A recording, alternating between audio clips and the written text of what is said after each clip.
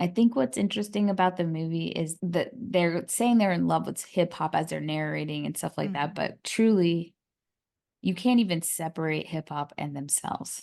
Mhm. Their love story is born. This week, we are talking about the 2002 comedy Brown Sugar.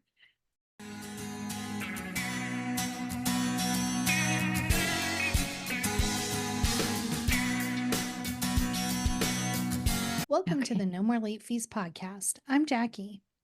And I'm Danielle, and we're just two best friends and ex-Blockbuster employees rewatching some of the best and worst movies from the late 90s and early 2000s. This week, we are talking about the 2002 comedy Brown Sugar. But before we dive in, let's get into some housekeeping.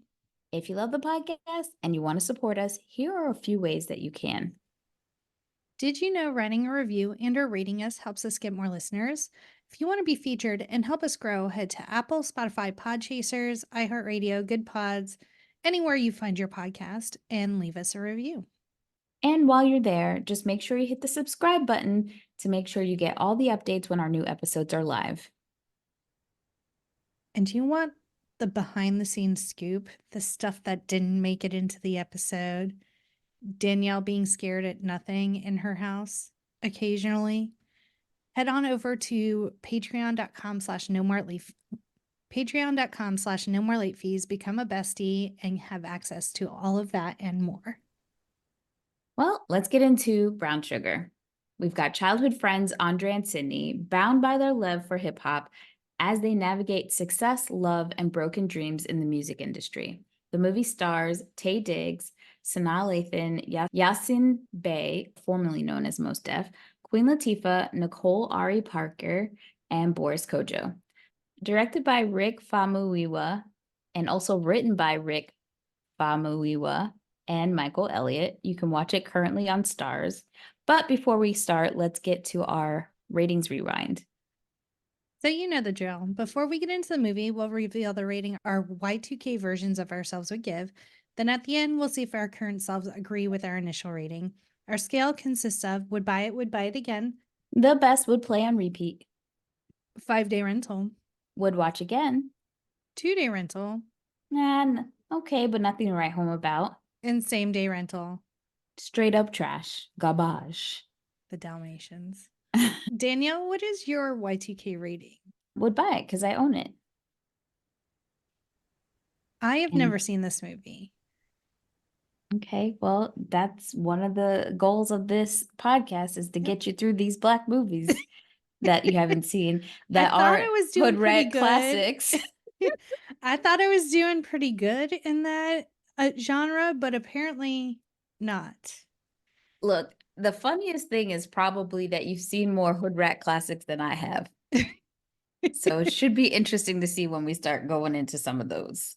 I do vividly remember you making me watch Don't Be a Menace to South Central while drinking your juice in the hilarious. That's why. So we got to start somewhere. I've also seen Woo, which I feel like is a deep dive. So yeah, but apparently that was me making you go to see that, and I don't even know why. I saw her outfits and I was like, yes, I would like to see that movie. It's gonna be great. And it's Jada Pinkett. So like I didn't think I could go wrong. we can forgive. Because I love Low Down Dirty Shame so much. I was like, yeah. I have 100%. seen Set It Off. Does that count? Look, we're not putting up Okay. we're not putting your status of how many Black movies you've seen into question. Okay. I don't worry. Okay. Good. Plus, at the end of the day, all of my Black friends judge me because I'm your best friend and I didn't teach you. Oh, Okay. good. So it's your fault. I like that. Yes. That's great. Throw me under the bus. Shaming. You should have said, no, it's not your fault, Danielle. It's not my responsibility to make me watch all the Black movies that came out in the 90s and 2000s. But It easy really to is. throw me under the bus. I worked at Blockbuster and I had access to all of them. So I could have broadened my horizons. Well, I'm hoping that you like this one because I feel like this is a fun one. Again, we're back into that time period where we just had really great Black Renaissance romance movies. The box office for this movie, we had an $8 million budget for Brown Sugar, and it made over $28 million worldwide, which is pretty damn good considering. And this movie was on the heels of after the director Rick directed The Wood, which we're going to do later this year, which is fun.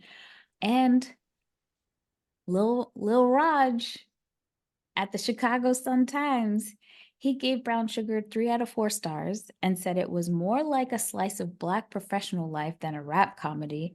Interesting. I'm going to dig into that in a second. Okay. A film thoughtful about its characters, who he said were as deep and complex as those in Terry McMillan novels. Now, I thought it was interesting that he was saying that it was like a slice of Black professional life than a rap comedy. I'm not quite sure if he's just talking about rap comedies from the past, maybe. I don't know. But it's not unusual because hip hop is like the foundation of so many Black people's lives, especially Mhm. during that pivotal time period where a lot of people watched hip hop actually become this thing. You know, it's one of the younger music forms. And yeah, especially if you grew up in New York, Mhm. in every borough, you are seeing some of, and we'll talk about that when we get into the first scene. But yeah, Lil Raj, I think you were trying to give a compliment, but it was also weird. So I'm gonna just leave it at that. I take umbrage with the fact that he called it a comedy. I don't find this to be a comedy. It's more like a dramedy. I think again, we have the I mean, I laugh a lot in this movie. I would consider it a rom-com, less on the com per se. I would say it's a rom-com in the sense that like a lot of the rom-coms in the Black genre are a little bit more like when it goes into the area, it's just way more comedy than romance, I guess you could say, or it's like a sex comedy per se. I think Two Can Play That Game was a traditional rom-com. This one is a little bit mixed, but it's also not like Love and Basketball where there's no comedy, but it still gets labeled under rom-com sometimes, I think. I don't Yeah. know. I, I found this to be like in line with The Notebook. no, Jackie, that's melodrama. Oh, this was melodramatic. The only comedy I found were in like the Dalmatian duo and stuff like that. Like there was very little comedy between the main characters. I thought that they laughed a lot and joked with each other. They had like most of the conversations between Sydney and gosh, now I can't. I just want to call him Taye Dre. Diggs. Yeah, between Dre and Sydney were light, and they would have moments of like seriousness, obviously. But even when they were serious, Dre would probably throw a joke in there. Sydney's probably a little bit more serious than he is. Yeah, I definitely found the levity in this. I didn't, it's to me, it's not the same level as like the Notebook. I didn't laugh once in the Notebook. I don't know. And like then you have like their best friends. What but it's kind of like when Harry met Sally, is it this is essentially a newer, blacker version. That's how they pitched it, how the director pitched it, because in When Harry Met Sally, they call that a rom-com. I've only seen When Harry Met Sally once, so And same with You've Got Mail. I mean, there's not a lot of heavy things, but there's not a lot of I'm not laughing a lot during that one.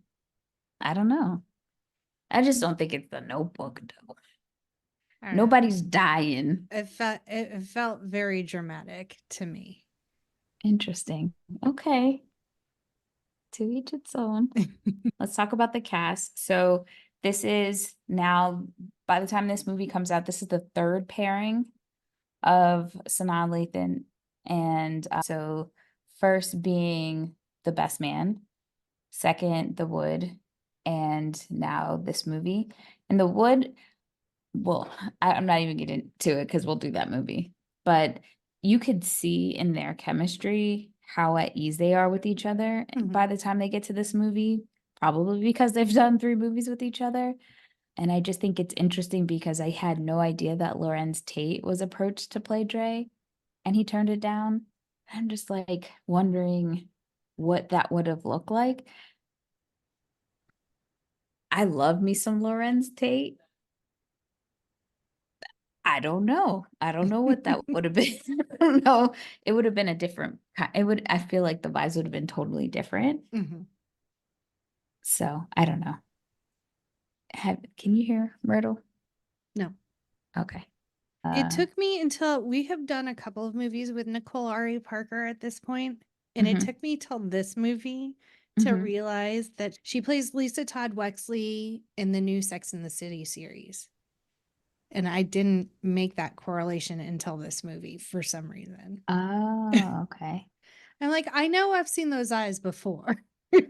Yeah, yeah, she's been I'm trying to think, well, obviously 200 cigarettes, but Yeah. I can't think of another movie we've done that she's been in so far.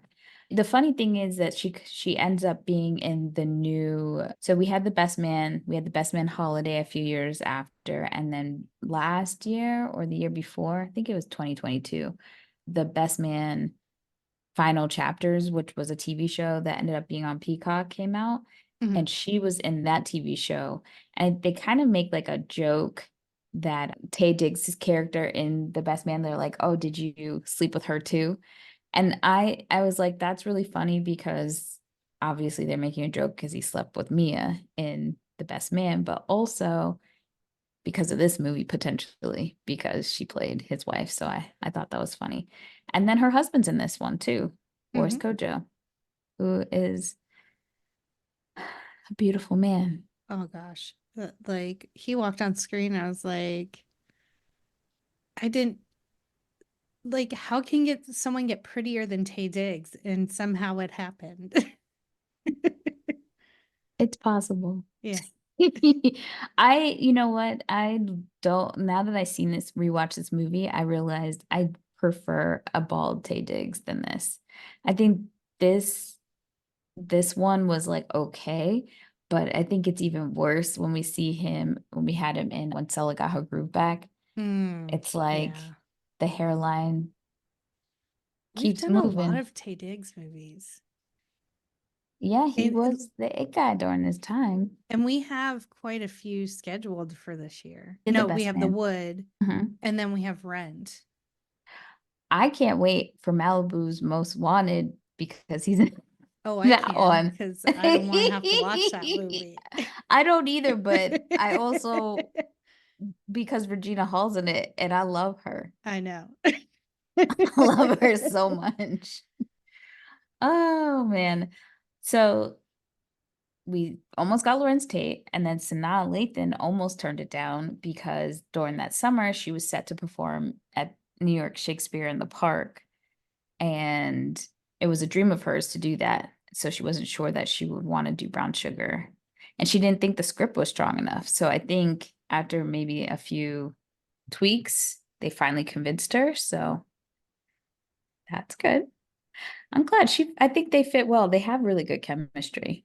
Yeah, I think so too. I think she was perfect for this character. Yeah. Yeah. She And I think she had really good chemistry with Queen Latifah too. Hmm. I love that Queen Latifah, I mean, she didn't have to play, you know, a side character essentially, but she seemed like she was having fun. Hmm. And I think it was kind of like a really cool wink at the fact that we have so many pioneers of hip hop in this movie and she's in it, but she's not playing herself. So it's pretty interesting. But I also feel like when we're talking about the pioneers of hip hop, we really didn't see any real female MCs in this movie in the beginning as like Queen Latifah's in it like I said, but not really. And Hmm. then I mean Angie Martinez, she raps, but like she's not. I if I was thinking of like the pioneers of hip hop, I wouldn't think of her. So I feel like that was a miss. It would have been cool to see like Salt and Pepper or your McLight. McLight. MC Light It in will it. never die. I just have to sit with the mistakes that I've made in the past. So and just a side note, Queen Latifah, being as funny as she was in this movie, impressed Elliot, one of the writers, Malcolm Elliot, I believe. And that's what got him to write her part for Just Right, which came out in 2010 and starred her and Common, who also makes a cameo in this movie. So I love that for her. Yeah. And I do want to know, because you do see it in the movie, Brown Sugar was one of the first films to shoot on location in New York City after 9/11. This movie came out in 2002. And Lathan solemnly recalls filming in the months following 9/11. I remember we were probably one of two productions in the city. You could still smell the ash, she had told Essence magazine. So there is like an establishing shot with the two beams of light where the Twin Towers used to be. So just it must have been really hard shooting and knowing that it was kind of post Looming throughout this. 9/11 and a new kind of New York City skyscape. Well, I'm glad you brought that up because, one of the biggest characters of the movie is the setting of New York City. And yes, at the time, like I remember the mayor of New York they had all sorts of, so many people were filming in Canada. And so they had a lot of tax credits and different incentives to try to get productions to film in New York. And I mean, so many people left at that time. But one of the best parts of this movie, and especially like just personally for me, living in New York, I think a lot of people who've never been to New York or never lived in New York, when you see it in the movies, you mostly get a perspective of Manhattan. Manhattan equals New York, especially in rom-coms. But in this movie, you get a backdrop of parts of New York that most people don't know, predominantly in parts of Brooklyn. I mean, they do shoot in Manhattan and some of those iconic places, like I believe they're in Central Park at one point, but you're seeing like rooftop parties in Brooklyn. You're seeing brownstones and all that good stuff. So you could tell that they're not just in Manhattan and they shot in different places. And I really, really enjoyed that. So we open up and it's an interview with pioneers of hip hop. And they're all being asked, when did you fall in love with hip hop? So we see Cool G. Is that Yeah. I can't read my own handwriting. Cool G Rap. Okay. Cool G, Pete Rock, De La Soul, Deep Thought, Jermaine Dupri, Common, Kendi. Talib. He's from, what do you call it? Let me Google it. I don't want to get it wrong. Oh, Talib Kweli. Well, I can't see. I can't read my own handwriting. Talib Kweli, Russell Simmons, Questlove, Big Daddy Kane, and Method Man. Yeah, I also think, who else is the lead singer of The Roots? I thought I saw him in it, but maybe not. Doesn't matter. Yeah, Russell Simmons, seeing him on screen, I was like, so cringy because Sucks you right back in. Yeah. To Baby Such- Fat. yeah, it's such Method Man. Yeah, We'll get that. to his movies. So a lot of people in the beginning and they're playing out, in the park. It's because you see Dre and you see, I wanted to say Sydney. Sanaa. So you see Dre, you see Sidney in the park watching these guys have rap battles. And this is literally what was happening. People would be in the park, people are playing basketball, people are literally battling each other. And it's just funny how the culmination of so many things were happening around this time, because this is a flashback to when they're younger in the early 80s. And this is the time where people are not only rapping and hip hop is born, but you're seeing people break dance and all that. So it's just like a whole new world exploding before their eyes. And I think what's interesting about the movie is that they're saying they're in love with hip hop as they're narrating and stuff like that, but truly, you can't even separate hip hop and themselves. Their love story is born in hip hop, but as they're growing to learn hip hop and learning it and understanding and falling in love, it's the same for each other as their friendship builds. And so much so that I don't even think, especially for Sydney, she's realized it's even happening. Because I think in one scene, she says that Dre asked her, like, should we date or something? I think when they were in college. And she's like, no. So it's already front of mind for him, I think. Yeah. It's taken Sydney a long time. So we find out Sydney is editor of Double XL magazine, and she is working on a book. And Dre is a music producer Yeah. at a record studio or a record company, production company. What can I think of words? Record label. Yeah, thank you. And he's just, you can tell from like this initial scene that he's just disheartened in the direction that this company is going with the music talent that they're bringing in. And he really wants to be true to hip hop and not do things that are gimmicky, which he feels like that's the direction this is headed. Yeah, I think when you look at the beginning of rap music and hip hop, it was a way for people to tell, it was storytelling. People are telling their experiences where they're living. I mean, the fact that like a large population of the country knows where Marcy Projects is and or knows what that is because of Jay-Z talking about it. You know, you have these guys and women talking about their lived experience, but also using it as a way to protest, give a voice. It's poetry, emotion, all of these things. And then by the time we get to this time period where this movie comes out, it becomes very, capitalistic. You have all these record companies come in and take something that was very pure and really sully it, essentially. And I think that's what Dre's character really represents, that struggle, because now you see hip hop is changing. It's giving so many people in the Black culture access to certain things that maybe they didn't have before, but it's like at what cost, right? Like, what do I have to do to be able to get it? So I think that's also what Cav is kind of representing. And so you look at the record label and Cav, and you could see Dre kind of being pulled in both directions. And I think all of us can feel that. Like, I want money and I want to be stable, but I don't want to be in this machine, you know? Yeah, definitely. So we're at a party. We see Dre like schmoozing, talking to everyone, just working his way through the crowd.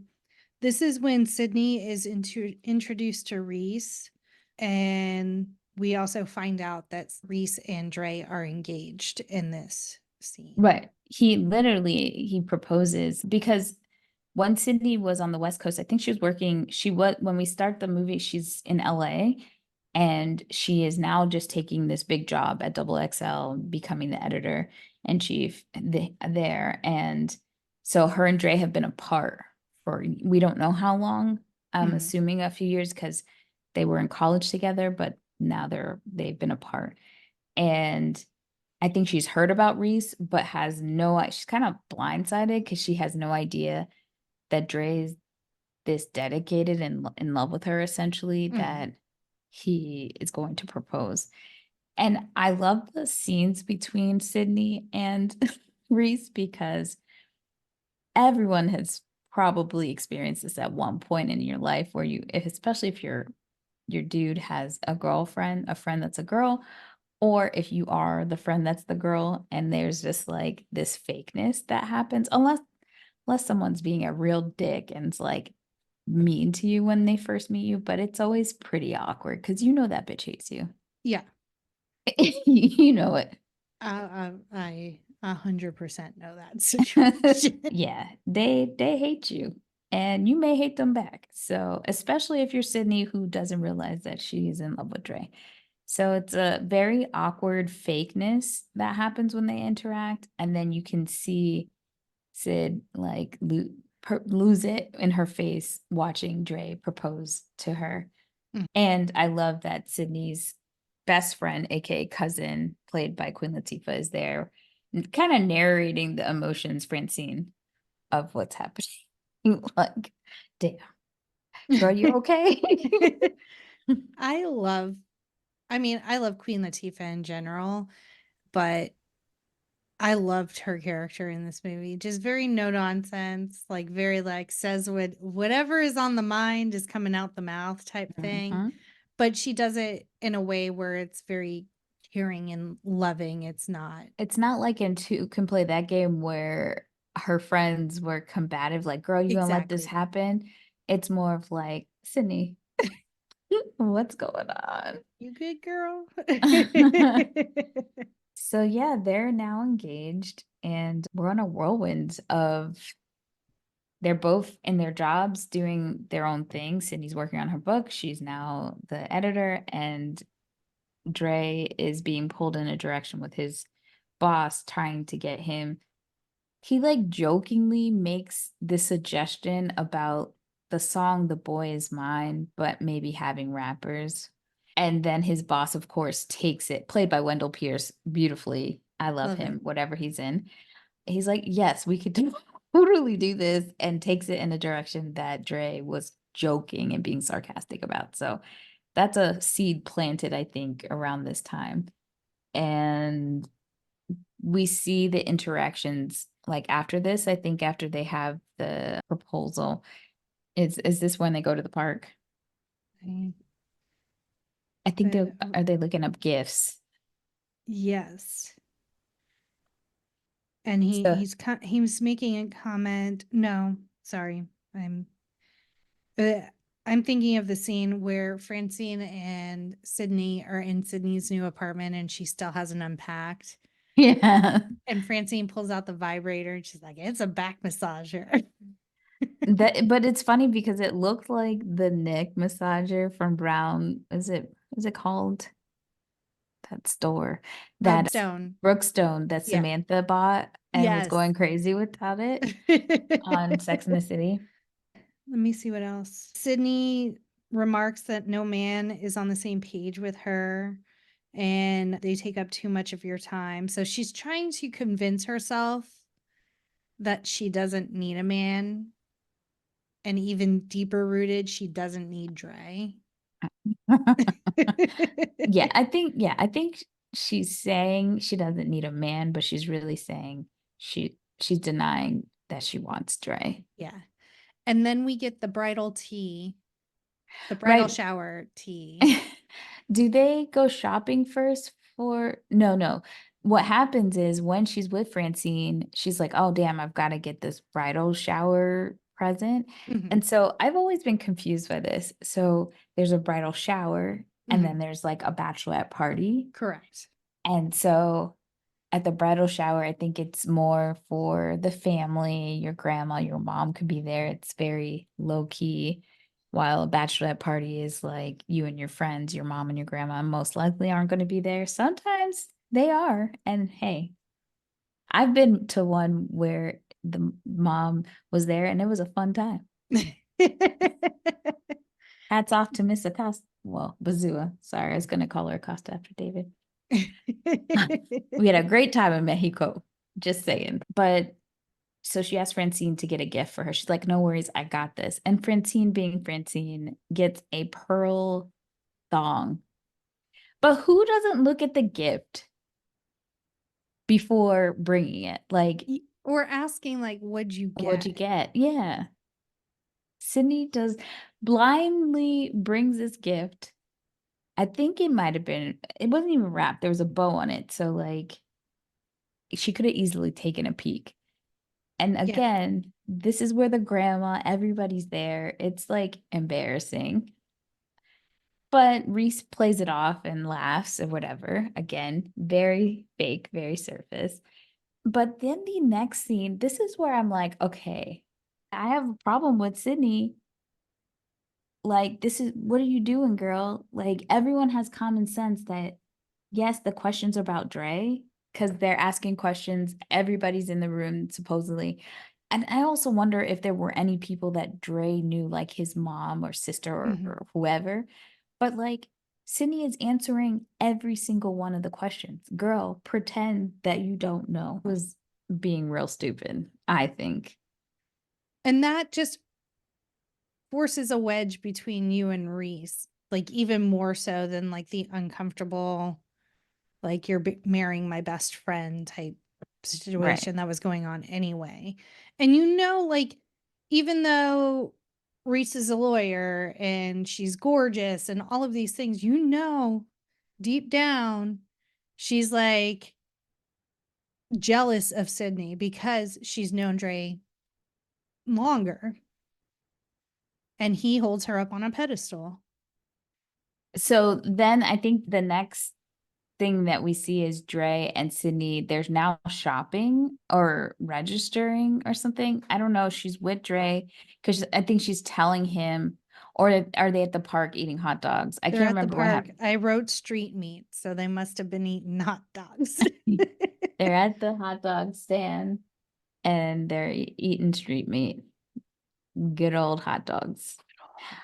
I don't know. I just saw like something on the news that said like, I know that the things in hot dogs are awful. Like I just know it. I don't even want to know. I think they had found human DNA or something in either was hot dogs or like Vienna spam, Vienna sausage, whatever. And Spam. I was like, okay, I'm just not gonna eat it anymore. But there's something about New York hot dogs that I'm like, you know what? Call me Hannibal Lecter because I'm not gonna eat it every time. I feel like I've never like I don't even know if I've like had a New York vendor hot dog. I don't think we had one when we went to New York, and we didn't go to Grace Papaya. That's the hot spot. But my mom always talks about a Nathan's hot dog because we grew up in Brooklyn near Coney Island. Mm-hmm. Woo woo. And my mom worked at the Nathan's stand in Coney Island. So she really loves a Nathan's hot dog. But we Grace didn't even have Papaya. Nathan's when we went to Coney Island. Oh, well, I barely remember Coney Island when we went. Insert picture of us at Coney Island. To prove we were there. Honestly, it wasn't until the pictures that you had showed me the other day that I remembered that we went to Coney Island when we went to New York. So, yeah, I guess we owe another trip back to New York. I guess so. 2025 will be 20 years. Jesus. We could do it. We could do it. You make out that list of all the things you want to do ahead of time, and then I'll mentally prepare. I'll look at it and say, I will be able to go to this, this, and this with you. The best I got is this. This is what we'll do. Or we'll make a compromise where maybe there's something I know I don't want to do, but I'm going to put something on my list that I know you won't want to do, and we're just going to have to do it. That's fine. Hey there, welcome to the Latchkey Sibs, the podcast that challenges three siblings to take a look at our childhood movie cabinet, and one film at a time, criticize or defend the viewing choices we made as kids. I'm your host, Gray Baker, and I'm the youngest. I'm Holland, and I'm the oldest. I'm Allegra, and I'm a Scorpio. So what we do, each week one of us will present a movie to be critiqued, and the other two will be scoring it based on 5 specific categories. Can we follow this? I put it at a 6. It's a pretty ridiculous plot. It's a pretty ridiculous plot. Appropriate for children. I had it at a 7. I'm keeping it at a 7. Oh, come on. I have it as a 9. Each week's score will be added up, and at the end of each season, the sibling with the most points will be labeled Master of the Remote Control, and the loser will be forced to do some sort of punishment. I think we can let the magic be whatever the magic needs to be because it's a movie. Classic and it's a children's movie. Hand-wavy children's movie answer. I'm just saying. I'm like, listen, you old fuck. You just me too'd your friend. Okay, the horse scene. Jesus Christ. Yes. That is erotica. I also wrote, Yes. this movie is horny. This whole movie. So horny. is so horny. Okay, We are the Latchkey Sips here for you, reviewing movies from back in our youth. Tune in every Wednesday to find out who becomes the master of the remote control on Latchkey Sibs.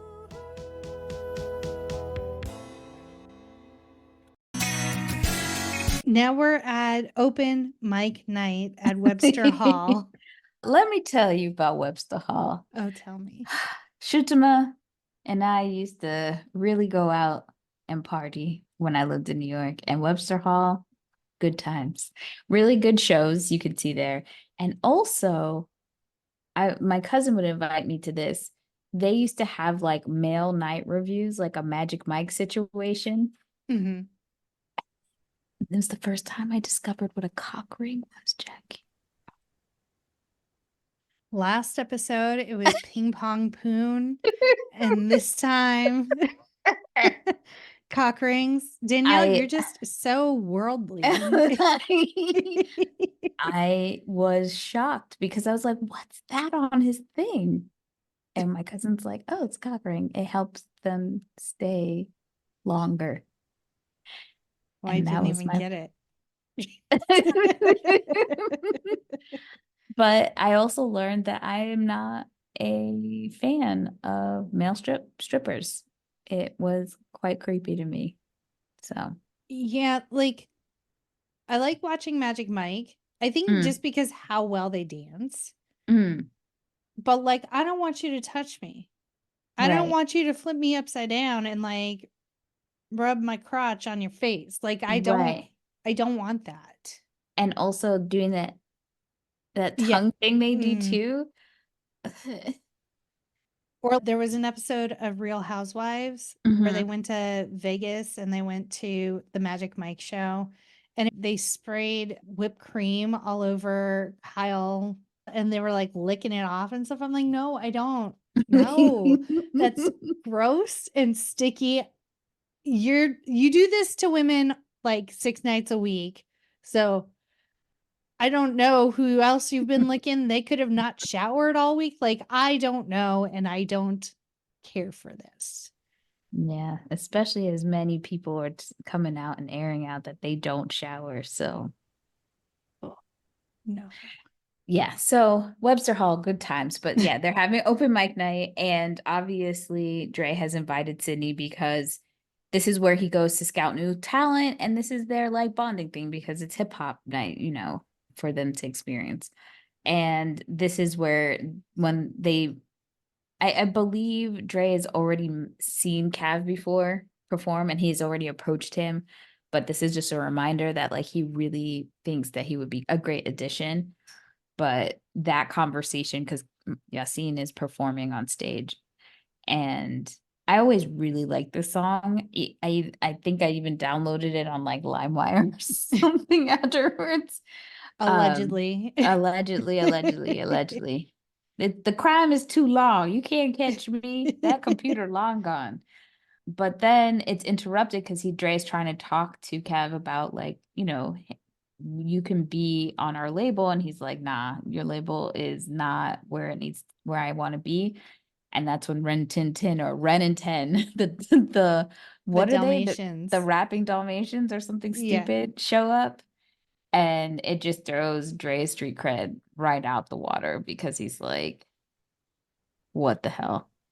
So yeah. I just find that scene hilarious. Those two are idiots. I was like, GQ, is that you? No, it's some other rapping white boy. He does look like him a bit, but no disrespect to our boy, though. He No, would we have played love it GQ. well. He would have. That's why I was like, this seems like a character that'd be very up GQ's alley. This is when Dre decides I'm out, okay, and he wants to go and start his own label.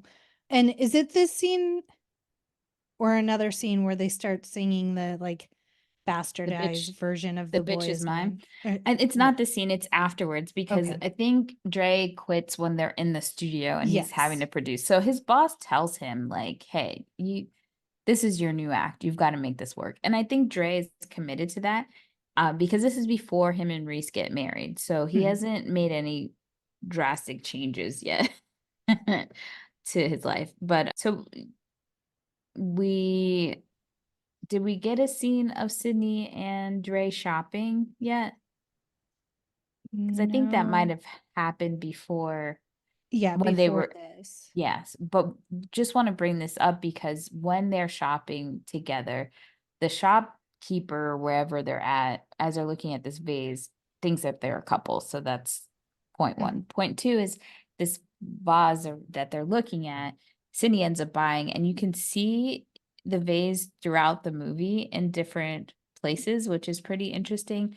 And it's almost like part of their evolution at that Yeah. point. So I just wanted to mention that because it's a fun game. If you've seen Brown Sugar a few times, to pay attention to the blue, I think it's a blue vase, and see where it's like placed. Also, when we get to see where Reese and Dre live in comparison to where Sydney lives, you could see the influence of Reese, and her aesthetic is very like clean, modern, like white everything, very sleek, chic, rich girl vibes, while Sydney is more homegrown. She's in a brownstone, a lot of, I'm trying to think, earth tones, a lot of reds, rich browns, that kind of stuff. And it's like totally drastic differences between the two of them. So I honestly don't see much in common between the both women, except they're extremely beautiful. So it's interesting to me that I feel like Dre looks at Reese as status, and he's almost trying to live up to her status. Even later when he talks about their ring, the ring that he bought her and how much it cost and how he's still paying it off, which, I mean, that's not uncommon for most people, but you could tell like he's trying to fit into something that doesn't Well, and work for she him. even says something about like, well, I helped pay for the ring, or I paid Or I'm for the paying ring. for it, yeah. Yeah. So like She's a lawyer. She also has like a little like aloofness about her because she's a lawyer. She makes a ton of money. Like she can help support her man, Well, yeah, I think she was like making it definitely a dig at him, because at that point we see later when she brings that up, it's because Dre is starting his own thing.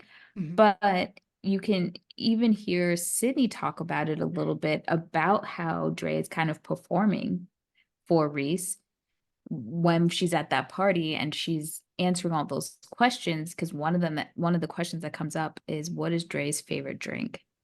And so Sydney actually doesn't just say one drink, she says one drink, which is actually his favorite, and then says a Macallan when he's trying to impress somebody. And that is the drink that Reese says. So we now know, and it comes up later, that Reese orders a Macallan for him, because that is what Dre was trying to do when he met Reese. He was trying to impress her. So I find all of those things very interesting so far. So I think after meeting Ren and 10, that's when Dre like starts thinking about leaving the company and starting his own label. And he goes to Sydney and is kind of just talking out loud and like, it's just not where I want to be, and moving in a direction that I'm not happy with. And this is when they kiss, and Sydney stops him, and he does say he wants to marry Reese. So it's kind of like putting that. I feel like in this scene, there's so much unsaid things that happen, because as soon as he starts having these feelings, which I think makes, yes, he's in love with Reese, he loves Reese, but he hasn't transitioned some of those communications that you should be having with your partner versus Sydney, who he feels so literally at home with, to say his inner thoughts and where he's going. And I think the problem is that he's having these conversations with Sydney first, and he's not even having the conversations with Reese. It's almost an afterthought, like he forgets, because he's already broken it down with Sidney. And I think if this was just him and a guy, like a guy best friend, it might not be as big of a problem. I mean, it's still a problem that you're not communicating with your spouse, but so many of us talk to our best friends and like think stuff through first before we maybe say to somebody else or even our partner. But I think once you're in a marriage, though, it's a little bit more difficult. And so when they kiss, Sydney pushes him back because she just knows that this isn't right, like it's wrong. Not that the kiss itself is wrong, like she doesn't want to kiss Dre, but I think she's, you're about to get married literally tomorrow. And when she pushes him away, I feel like it's a rejection. Like she wants to talk to him about it. Like, what are you gonna like? What are we doing? What are you gonna do? And then he's like, oh no, I'm gonna marry Reese. And I think he responds in that way because he feels like when she pushes him away, it's a rejection. Yeah. Also, when we learn later that he wanted to try to start something in college, it makes that scene make even more sense because if he's already been slightly rejected in the past, Yep. he's too afraid to really put his feelings out there because he believes Sydney does not have an interest in him in that way, in the way that he wants. And Sydney is giving mixed signals herself because, girl, why are you kissing him? You saw the mood. Like we all know. It's not like Dre just leaped on her. They were both vibing. So she was giving out a vibe as well. And he's wrong. I'm not saying he's not wrong, but still. It's a mess, girl. It's a mess. Well, she's constantly denying the feelings that she has for him. And then she gets into these really intimate discussion situations, and then like the lines are blurred, but then she has to bring herself back into the mental state of like, oh no, like right.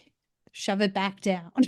I honestly feel like she's scared because this is the most important relationship in her life. And when you're going to date, if things go wrong, that means she's losing her person. And I think that scares her more than anything. I don't think she wants to risk it. Yeah. So what happens? Dre goes and gets married, and they're at this wedding. And Francine's like, so she tells Francine what happens, that they kissed the night before. And Francine's like, girl, what are we doing here? Why aren't you stopping this wedding? I would have been, if I was Reese, I'd have been fucking pissed. Yeah. About these two talking during my wedding. Yes. 100%. Also that she kissed my man, but yeah. This is not the time or place to be having this discussion. It was so rude. It's so rude that the pastor even had to say, do we have a problem? Like, what's going on over there? And people were shushing them. Yeah. And Francine was not trying to whisper. No. It was real awkward up in that bitch. So these two get married. Reese and Dre get married. And I'm assuming they go on their honeymoon, but then we kind of see just like a montage of them, Sidney and Dre, just like living their separate lives at this point. And so we have to assume that they haven't really seen each other because Sidney is doing her book and she's an editor. And I believe this is around the time that she gets the basketball player of her dreams, played by Kelby, played by Boris Kodjoe, comes into the picture. And he's pretty much saying that he won't be interviewed for the magazine unless he requests that Sidney has to interview him. Red flag. I mean, I would be like, why? And so I love that Francine, I believe Francine tells her, girl, you need to start dating. You need to like start getting yourself out there. You need to change your wardrobe. You need to do all these things. Yeah. So I think she meets Kelby before, and they have like a good like back and forth or whatever. Yeah. I don't know if I don't know if she talks to Dre before that or if it's Francine, but like they're questioning pretty much why are you meeting this man kind of thing. But she meets him. He's very interested, and he asks her on a date. He's like, I I I think did they meet for dinner or something? So she did dress up for it. Hmm. I think, So, well, because Francine like even takes her to the hairdresser and gets her hair yes. done and stuff like that. So she does show up for the date very nicely dressed. I mean, it may have just been like the place they were meeting was nicer, so she had to Yeah. She elevate dressed. her look. Yeah. You're right. Yeah. But she dressed like I think old Sydney would have dressed up, I guess, but still not hot, you know, or Mhm. like I'm trying to attract a man Yeah. vibes. So thank God for Francie. And Kelby liked what he saw. Cause then Good. that's when he asked, you know, for them to go on a date. And when she tells Dre that she's going on this date, this man is flustered by that. He does not like this. If he, it was very much like, I'm sorry. What? Like, if he could have like whipped his head around, he would have. Like, A hair flip for yeah, he was not happy about the situation. I mean, you're talking about Boris Kodjoe. Like, of course, you're gonna be Yeah. intimidated. That man is beautiful. I mean, we could say that over and over and again. And when they go on their first date, though, like this is why movies are horrible. These expectations. This man rents out an entire restaurant, Hmm. and then on top of that, supposedly cooks because Dre questions that later. But oh, and I think before this even happens, this is when Dre like has his last straw and he does quit his job and tells Sydney about it. And Sydney actually gives him his first check as an investor in his company. Yes. Well, by the time he goes to have that conversation with Reese and tells her, they're already starting to squabble a little bit. You could tell there's some tension. I Reese was real calm. She was just real calm about all this. But the moment she found that Sydney was the first investor and that he talked to Sydney first, she's like, Boy, she bye. right. Oh man, it was a mess. And then she's like, then she switched again into like, okay, fine, you've made this decision without talking to me, your partner. Okay. I will look for investors tomorrow, blah, blah, blah, blah, blah. And that's when he's like, oh, no worries. I got an investor. So what is Sydney flipping the whole bill? Like you can't get more investors? What are you talking about? He should have kept that to himself. I'm just saying. He should have kept that to himself. Like, just shh. Right. Just say I'm Nobody getting needs to know. no. And then so he knows he's in the doghouse. And what gets me is he tries to call Sydney, knowing that she went on this date, right? And that she's probably still in it. He's trying to figure out like if she's gonna knock boots with Kelby or not or whatever. So he Yeah. calls her and he's like sneaking in his some part of his house calling her. And she has invited Kelby back to her house. And she's like, yeah, it's almost like Dre challenges her. So she really like, okay, fuck it. Yeah, I'm gonna go sleep with him. Well, and the fact that like you already know your wife is pissed Right. that you talked to Sydney about this before you talked to her about it. And now you're going to have the audacity to like sneak into another room and call Sydney and like ask her about her date, thinking I'm not going to hear you and come out and be like, I'm sorry. Didn't we not just have this conversation about how I feel about Sydney?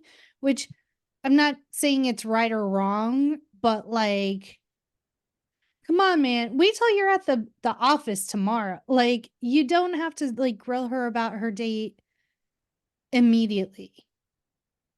I think one thing like a trope that I really hate about rom-coms is that when the two leads are with people they're not supposed to be with, they always make those people out to be some sort of villain.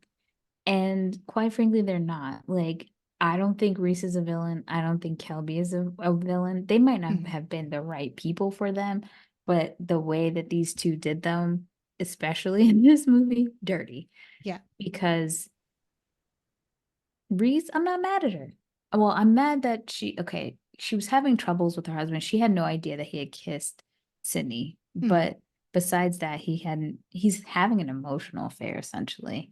But for her to go out and step out on him instead of like trying to figure out, because they have a communication issue, hands down. Yeah, definitely. But I think they did that to make it an easy out for his character to be able to leave and go to Sidney. Yeah, because then he would have been the bad guy otherwise. Yeah. But he still is. Oh yeah, we're not negating his actions. No. He still is. And then I think so in this process, their marriage, brand new marriage, is on the rocks. And Sidney is flourishing with Kelby. She's having a great time. He's buying roses to fill up her whole damn house. She's going to his practices. They're like having a true on relationship. I forgot how many months they're together at this point. I want to say like 6, maybe 6 months. Because I think they're having I might have skipped a bunch of stuff, but it's fine. They are having a party for, I want to say, New Year's. Yes. So we can add this to a New Year's movie. Similar to, again, When Harry Met Sally, because they have a New Year's scene too. And this is when Kelby decides to propose. Mm-hmm. And it's funny because before he does that, he's having a conversation with Kev and talking about he wants to be a rapper, which I thought was really funny because that speaks to how many athletes, especially like basketball players, NFL players, who have dabbled in the career of trying to be a rap star. I'm not saying nobody is good. I'm just saying I haven't seen one yet. I mean, no hate on Shaq's album. I'm going to say something about Shaq, and I love Shaq. Okay. I think he is precious. He's BFFs with my boy, Charles Barkley. I think Shaq is very, like, from what I've seen, no red flags. Like, he seems very kind. He's always willing to stop and take pictures with fans and, like, all of that. He mumbled. Like, I don't know how he had a rap album when he always sounds like he's got marbles in his mouth. No. I don't know what to say. I've heard that his raps from that album.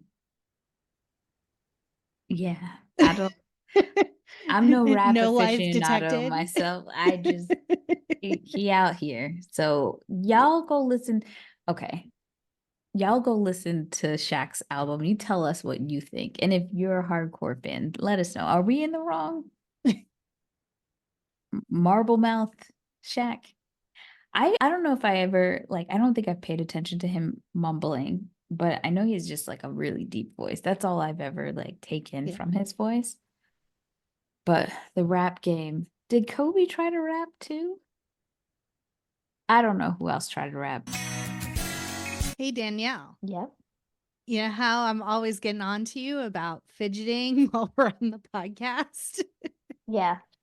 Well, I found something that is going to change our lives. It is a product called Conquer Ring, and it is a ring that fits on your finger like this. And you can snap it and play with it while you are sitting and talking, and it's not distracting.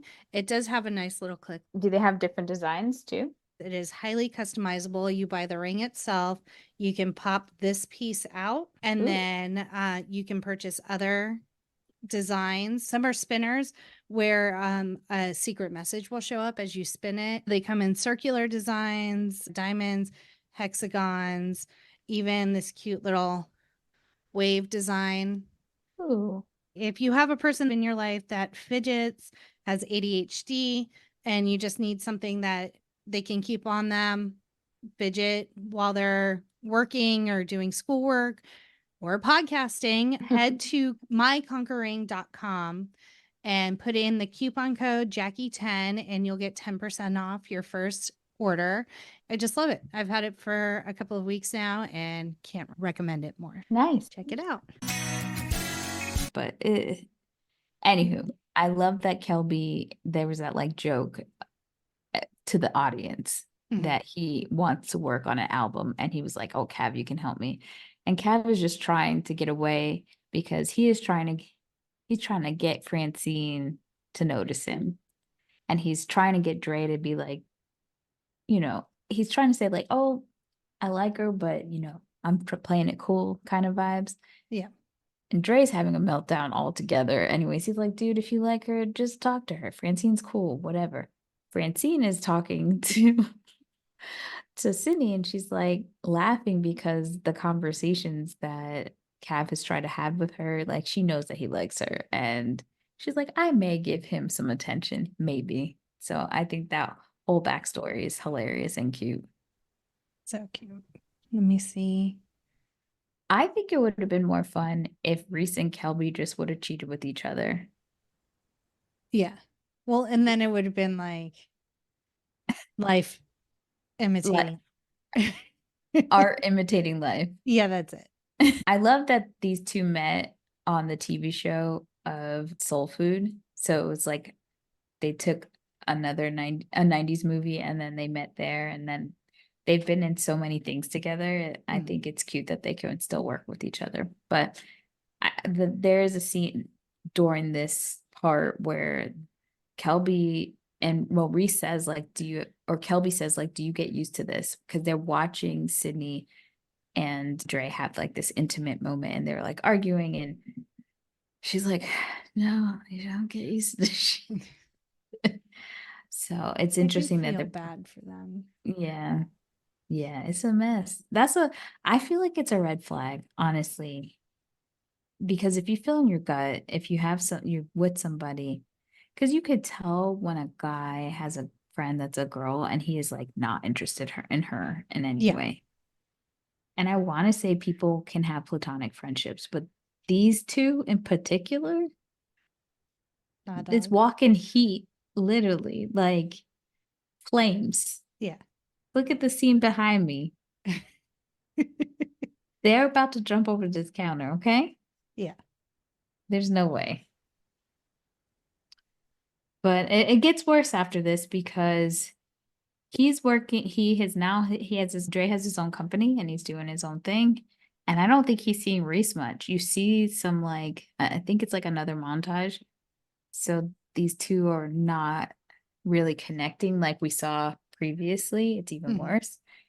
And then you're seeing Sidney have issues with Kelby, or she's kind of wavering a little bit because, she's a writer and she wants feedback. She's working on this book and she's realizing Kelby has never read anything that she's written. And this is when, as the audience, like, this is it. This is a huge deal to Sidney. It might seem Kelby thinks it's small, but this is extremely big for her. Especially literally later on that day, she is talking to Dre. She doesn't ask him or anything. He literally quotes something that she wrote in like college or a newspaper she wrote years ago. Like, what the fuck? It was like her first published piece or something like that. Kelby ain't never had a chance. Nope. None. And I don't know if it's because he's an NBA player and he's fine as hell and he's rich. He thinks, I shouldn't have to do this much work. Yeah. But like, if you're going to marry this person and she's a writer, wouldn't you want to, like, if you expect her to come to your practices as she does in this movie and your games, how can you not read her stuff? Yeah. Like, she's literally sitting there, like, writing at your practices to be with you, and you can't bother to, like... He does say that he read the piece she wrote on him. Of course, you narcissistic bastard. Of course you're going to read the piece I wrote about you. But yeah, but he does say, you know what? After playoffs or whatever, I'm going to read every single thing you've ever written, ever. But, by that time, he don't even know. That was the moment he lost his girl. Too little, too late. Mm. For shame, Kelby. So let me see. So I guess she caught after like this whole exchange with Kelby happens and she realizes like homeboy doesn't even read my shit. Like he doesn't really care. Like I'm good arm candy and that's about it. Like I'm a prop for him. Right. She calls Dre and he comes over and this is when they have that discussion and he quotes the piece that like her first published piece. And as they're talking, there's a throwaway line earlier in the movie where like Dre accidentally takes Reese's phone sometimes. I guess they have the same phone. So he grabbed Yeah. Reese's phone by accident. So he sees this message from Richard and he's like, and Sydney had expressed concern because she and Reese go to the same gym and she's like, you know, like people are always like hitting on Reese and stuff and she's really flirty and he's like, oh yeah, she's just really flirty, like I'm not concerned. And Sydney's like, okay, like I just wanted to let you know my observations on it. So Right. once he gets this text message from Richard that says like See you the tonight rest, or something. yeah, I'm assuming it says the restaurant because they know where to show up. You're right. So he's like, bet, let's go. And so they show up and Sydney is so fucking embarrassed. And Dre is just like, oh, cool. Can we join you? Like, that's my wife. And the guy obviously has no clue. He's like, and then I think Dre says, like, this is my favorite restaurant or something like that, like to add insult to injury. And this is when we get the comment about not wearing the $15,000 engagement ring I got you. Got your titties all out. And then I think it was like one of his favorite dresses or something. Like it's yeah. just it's like I always like that one on you. Got everything showing. Oh And man. then the best line is order a bottle of your most expensive champagne. We're celebrating my divorce. And I was like, oh god damn. And he sings it too. And they say that like that's probably like one of the most quoted lines in this movie that like if people see them on the streets and stuff like that, people always sing that part. It's a classic for a reason. I love how Reese is just kind of like she's chill and like smiling. See, here's the difference between me and Sydney because whether me like I love Dre more than just a friend but he's still my best friend. And bitch, you cheating on him? I would have thrown hands for sure. Yeah. Yeah. It wouldn't have She been a was good way look. too nice about Yeah. it. I think she was more embarrassed than anything about the situation. Like she wasn't doing anything reactionary of like the situation beyond like Dre's behavior. Yeah. It's no bueno. And I think one of the biggest mistakes that they made was going back to Sydney's instead of like maybe a bar and just chilling out a little bit. Yeah. Because they knocked the boots. They did. And it was good. And it was short. We've learned it went by pretty quickly. And I love how they have that conversation just so openly about everything. But I think Sydney is conflicted and Dre is just kind of confused as to what Sydney wants because I think obviously he's wanted this. But she does have a point, like you literally you didn't even get divorced yet. You just found out your wife was cheating on you. Like, what the hell? Like, you know?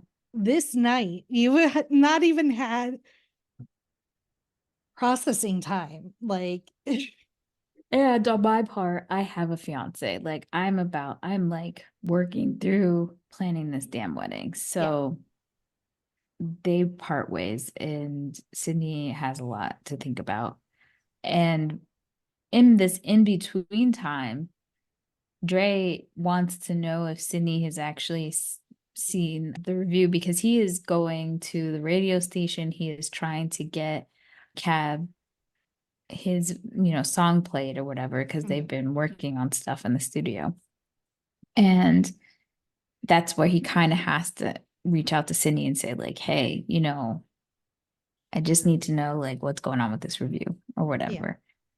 Or I don't know if I don't think he reaches out to her actually. When he goes to the radio station, he submits the tape and he really pushes for it to get heard. And I think somehow it then gets to double XL.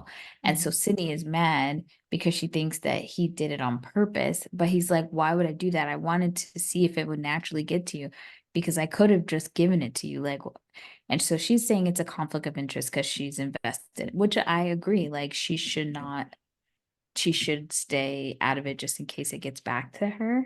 Like, so she gives it to someone else on the team that he doesn't think is going to vibe with it. So he's a little upset and he's like, I need you to like step in. And she's like, she can't. So they have an argument about that, but we know it's the hip hop, but they're really fighting about their relationship. Yeah. And I think after the review when the review is done, she does bring it to him in his hotel. And she's just like, I think this is when he puts it all on the table for her, like that he is like still in love, like he's in love with her, like he wants to be with her, and she still gets scared and leaves. And then he goes to meet Reese. Right. Because Reese wants to give it one more chance. She just feels like maybe she won't feel right unless she knows that she gave it her all because they are married. Yeah. And she knows she's in the wrong, but they have like an amicable thing. And I think it's amicable because he was never in love with her. He loved her. He loved what she stood for, what she meant for his status, but he was never in love with her. Yeah. And now that he's admitted it to Sydney, and there's like no turning back, he's not going to be with her. And at this point, is this where Sydney breaks up with Kelby? I think she goes to talk to Kelby, and Kelby kind of calls her out, and he says, I love you, but not the way you love him. And so then Sydney apologizes and gives the ring back because she recognizes, like, he's right. Like, I have been in love with Dre this entire time. I've just been trying to fight it. Yeah. I mean, if she didn't fight it, we wouldn't have a movie, but it is what it is. So she goes to try and find Dre. Yeah. And she sees him and Reese walking out of the restaurant, and like they're friendly, like he's kissing her on the cheek and giving her a hug goodbye, and Sydney misinterprets that as they got back together rather than kind of like a goodbye thing. So she kind of just walks away. She doesn't try to engage with Dre at this point. And then the next sequence is she's finished her book. She has an interview at the radio station discussing her book. And her book is called A Love Letter to Hip Hop. But like everyone knows, like in her inner circle, everyone knows like hip hop is just a facade, and it's actually the love letter to Dre. Right. And at this point, Dre is in the cab with Cav, and they hear his song played. And they're super excited, but like they know that Sydney's at the radio station, and it hits Dre like that when he's listening to her interview, and he's like, shit, she talking about me. And so Cav's like, yo, let's go get your girl. So they head to the radio station. And when they get there, you see Dre grab a piece of paper, and you're not really quite sure why. But then as he runs to the booth outside the glass, he puts up a piece of paper. And earlier, there's like another line where he says, like, I don't, I was always the kind of guy like who wouldn't do all these roses things. I would just be like, check the box if you do you like me? Do you want to go out with me? Check yes, check no kind of thing. So he literally does that like old school elementary school style for Sydney because it is really cute. I also want to mention the fact that in this scene, Dre is wearing a white sweater. And if you look at it, it is the same sweater that Billy Crystal wears, the infamous sweater you see Oh, in that's interesting. how Harry met Sally. How Harry met Sally. So I thought that was a really cool homage to that movie. And obviously, Sidney loves the gesture, and they make out, and they're in love. They're together. That's her lobster. It is. And he tells her, "You're my heir," which is so lovely and poetic. And then Chris, what is his name? Cav? Cav's standing there, and he's kind of like at the New Year's party, he gets on this tangent about like champagne flutes with Francine, and like it's just meandering and kind of odd. And so at the end, he continues his diatribe on why they're called champagne flutes and how they were invented and stuff. And Francine is a no nonsense sharpshooter, and she's just like, "Gav, you want to go out with me?" And he's like, "Oh yeah." Yeah, that could work. That could work. Like, give me a break, my dude. Just finally, everybody's in love now. Everyone's got a partner. So it all works out. And that is Brown Sugar. Yeah. I love this movie. So, a few more fun facts. Mary J. Blige actually inspired the film's screenwriter, Michael Elliott, because he heard her 7 Days on the radio in 1998. Before he was on the verge of giving up on his filmmaking dreams, he wrote a lyric from the song down on a napkin, and it says, "Now, what are we going to do?" That lingering question became the end of the first act of Elliott's new script, arriving after a kiss between two longtime friends. So I thought that was great. I didn't know that. And so much so that the original title of the movie was called 7 Days, and he was able to sell the script to 20th Century Fox for $250,000.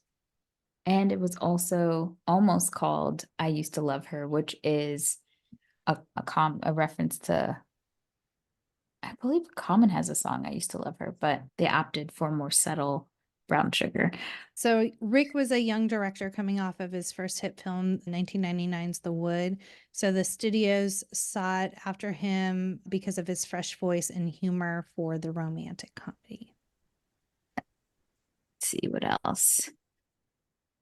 He wanted to bring out the romanticism of a musical genre that was becoming increasingly associated with violence and excess in its mainstream commercial form, which I thought was good. That, this movie does put like a sweetness that you don't always see, I think, in mainstream about hip hop, but there's a lot of it incorporated in hip hop. It just is not as commercialized, which kind of sucks. So I love that he was able to incorporate that in this movie. I don't even want to say his name. Kanye West, featuring a soulful sample of Norman Connor's Invitation and Bey rapping smoothly from his perspective of his character. Bey contributed to the entire soundtrack in the role of producer and artist. And the film soundtrack wasn't just curated, it was produced by Dre. Taye Diggs, who plays Dre, actually has musical talent. He co-produced 2 tracks on the album and co-wrote the song Hip Hop, which I never knew that. I used to listen to the soundtrack to this, so I now want to go back and listen again.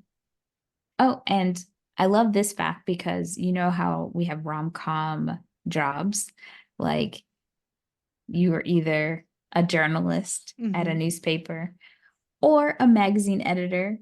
So Sydney Shaw was one of the first Black girl magazine editors we saw in a film. Her name is also alliterative, like Andy Anderson's name, also working for a magazine.